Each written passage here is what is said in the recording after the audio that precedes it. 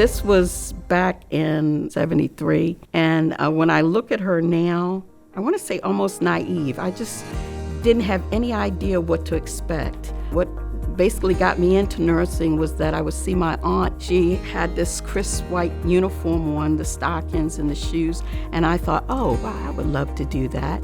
And then when I got into it, I realized it wasn't too bad. I just liked the idea of helping patients. The uniform is significant because even if I leave the hospital and I go to the market and I still have my uniform on, just treat it differently, you can tell. I like the all basic one color now, and even the white would still get dirty. With this, you can't kind of tell. I came here in 1974. I was working MedSurg, medical surgical. The head nurse at the time was Jean Bosek, and they wanted to initiate a interim stroke unit. I told her I didn't have a lot of expertise in stroke patients other than what she saw me do on the floor. She said, plus the hospital would send you to rehab facility up in New York to kind of give you some background.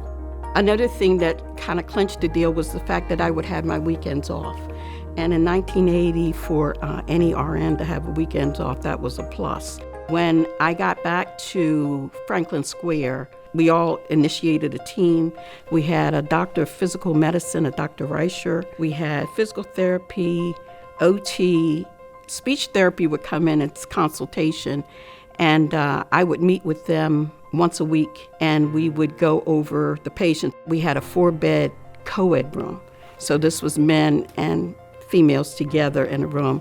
A lot of the family members were a little anxious because, back then you didn't have men and women together.